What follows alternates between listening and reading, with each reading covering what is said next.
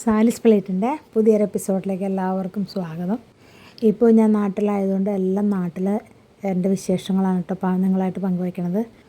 ഇപ്പോൾ ഞങ്ങളെല്ലാവരോടും കൂടിയിട്ട് കളമശ്ശേരിയിലുള്ള മഹീന്ദ്രയുടെ ഷോറൂമിൽ, അതായത് കാറിൻ്റെ ഷോറൂമിൽ വന്നേക്കാണ്. ഈ ദിവസം പെട്ടെന്നാണ് ഞങ്ങളോട് പറഞ്ഞത് കാർ ഇന്ന് കിട്ടാനായിട്ടുള്ള ചാൻസ് ഉണ്ട്, അതുകൊണ്ട് വണ്ടി എടുക്കാനായിട്ട് പോകണം. അപ്പോൾ അതുകൊണ്ട് പെട്ടെന്ന് റെഡിയാവാൻ പറഞ്ഞു. ഞങ്ങൾ പെട്ടെന്ന് റെഡിയായി. അങ്ങനെ ഞങ്ങളെല്ലാവരും കൂടി കൂടിയിട്ട് ഇവിടെ ചെന്നേക്കാണ് മഹീന്ദ്രയുടെ ഷോറൂമിൽ കേട്ടോ. അപ്പോൾ അതിനോടിടയ്ക്ക് പയ്യൻ്റെ ഫാദറും എറണാകുളത്ത് എന്തൊക്കെയോ കാര്യത്തിന് വേണ്ടിയിട്ട് വന്നപ്പോൾ അവരെ വിളിച്ചപ്പോൾ അവരിവിടെ ഉണ്ടെന്ന് മനസ്സിലാക്കി കഴിഞ്ഞപ്പോൾ ഞങ്ങൾ അവരെയും കൂടി കൂടിയിട്ട് വിളിച്ചു.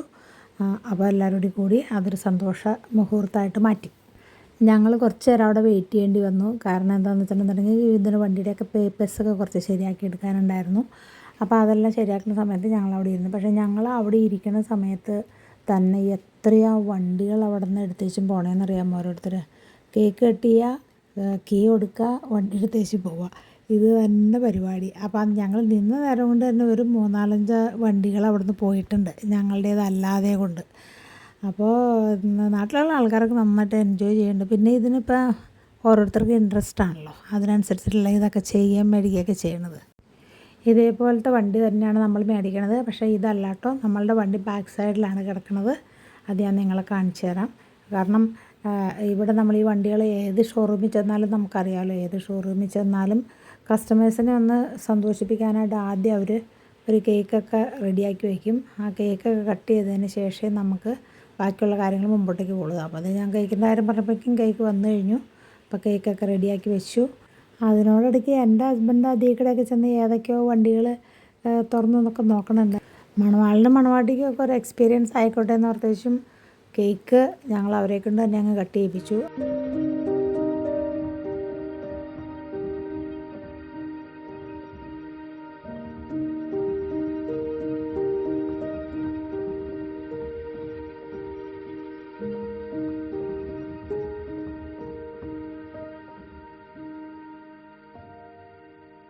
അങ്ങനെ കേക്ക് കട്ടിങ് എല്ലാം കഴിഞ്ഞിട്ട് ഇതിൻ്റെ ബാക്ക് സൈഡിലൊരു ഏരിയ ഉണ്ട്.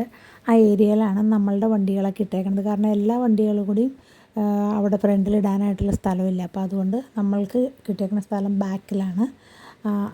ഇതാണ് നമ്മളുടെ വണ്ടി. ഈ മൂടിയിട്ടേക്കുന്നതാണ് നമ്മുടെ വണ്ടി. ഇനിയിപ്പോൾ അത് കീ തന്നിട്ട് അവരുടെ ചടങ്ങുകളൊക്കെ അവർ നടത്തും.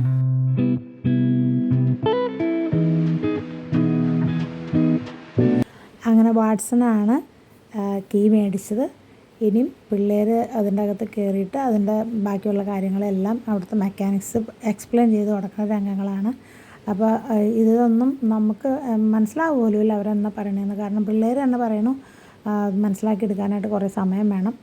പക്ഷേ അതിന് അവർക്ക് ഇൻട്രസ്റ്റ് ഉള്ളതും കൊണ്ട് അവർ പറയണതൊക്കെ പെട്ടെന്ന് മനസ്സിലാക്കി എടുക്കും. എന്നോടൊക്കെ ആണെന്നുണ്ടെങ്കിൽ ഒരു 10 പ്രാവശ്യം പറഞ്ഞാലും ഞാൻ പിന്നെയും ചെന്ന് വെച്ചാൽ ഓരോന്ന് സംശയം ചോദിച്ചിരിക്കും. എൻ്റെ പോലെയുള്ള ആരെങ്കിലുമൊക്കെ കുറച്ച് പേരൊക്കെ കാണുമായിരിക്കും അല്ലേ.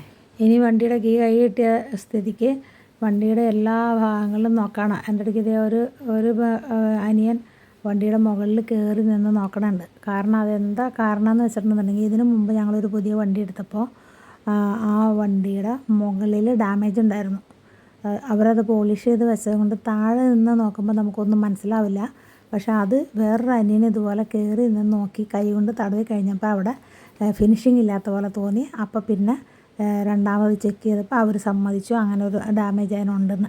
അപ്പോൾ അങ്ങനെ വല്ലതും ഉണ്ടോ എന്ന് അറിയാൻ വേണ്ടിയിട്ടാണ് ഇപ്പോൾ ഇതിൻ്റെ മുകളിൽ കയറിയിരിക്കുന്നത്. ഇതിന് ദൈവനമ്പരാൻ്റെ കൃപ കൊണ്ട് കുഴപ്പമൊന്നും ഉണ്ടായില്ല.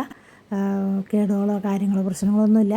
ഞാനിത് പറഞ്ഞത് എന്തിനാണെന്ന് വെച്ചിട്ടുണ്ടെങ്കിൽ നിങ്ങളും വണ്ടി എടുക്കുമ്പോൾ ഇങ്ങനെയൊക്കെയുള്ള കാര്യങ്ങൾ പ്രത്യേകം ശ്രദ്ധിച്ചില്ലെങ്കിൽ നമ്മൾ വണ്ടി എടുത്തേച്ചും പോന്നു കഴിഞ്ഞിട്ടുണ്ടെങ്കിൽ പിന്നെ ഈ കമ്പനിക്കാർ ഒരു കൂട്ടത്തിനും നമ്മളോട് സഹകരിക്കില്ല.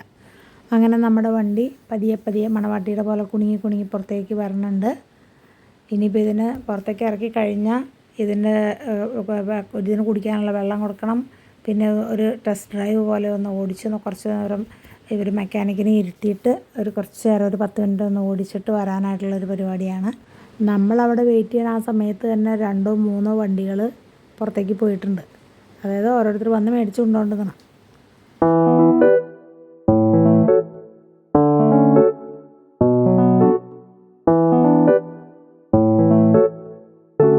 അങ്ങനെ പിള്ളേർ വണ്ടിയൊക്കെ ഓടിച്ചിട്ട് തിരിച്ചു വന്നു.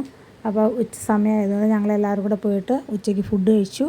ഇനിയും നമ്മൾ തിരികെ വീട്ടിലേക്ക് പോകാനായിട്ടുള്ള തയ്യാറെടുപ്പിലാണ്. ഇതിനോടിടയ്ക്ക് പറയട്ടെ, നല്ല മഴയാണ് കേട്ടോ.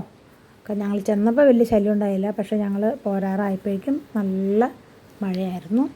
വണ്ടിയൊക്കെ എടുത്ത് മഴയൊക്കെ ആസ്വദിച്ച് ഞങ്ങൾ തിരിച്ചു പോരാണ് കേട്ടോ. ഇപ്പോൾ ദേ അടുത്തൊരു സംഭവം എന്താണെന്ന് വെച്ചിട്ടുണ്ടെങ്കിൽ, പിള്ളേർ വണ്ടിയിൽ നിന്ന് ഇറങ്ങി കഴിഞ്ഞ് കഴിഞ്ഞപ്പോൾ ദേ അനറ്റിൻ്റെ അപ്പനും അമ്മ, അതായത് മണവാട്ടിയുടെ അപ്പനും അമ്മയും വണ്ടിയിൽ കയറി അതിന് കുറച്ച് കാര്യങ്ങളൊക്കെ ചെയ്യാനുണ്ട്. അപ്പോൾ അതുകൊണ്ട് അത് നേരെ വീട്ടിൽ കൊണ്ടുവന്ന് പാർക്ക് ചെയ്ത് എടുത്തേക്കണ ഫോട്ടോയാണ്. വർത്തമാനം പറഞ്ഞിരുന്ന് അങ്ങനെ അങ്ങ് പോകാൻ നല്ല രസമല്ലേ. വീഡിയോ വൈൻഡപ്പ് ചെയ്യണ്ടേ? വീഡിയോ വൈൻഡപ്പ് ചെയ്യാനായിട്ടുള്ള സമയമായി. അപ്പോൾ നിങ്ങളുടെ കമൻസുകളും ബാക്കിയുള്ള കാര്യങ്ങളൊക്കെ അറിയിക്കട്ടോ. അടുത്തൊരു നല്ല വീഡിയോ ആയിട്ട് കാണുന്നതുവരേക്കും എല്ലാവർക്കും ബൈ ഫ്രം സാലിസ് പ്ലേറ്റ്.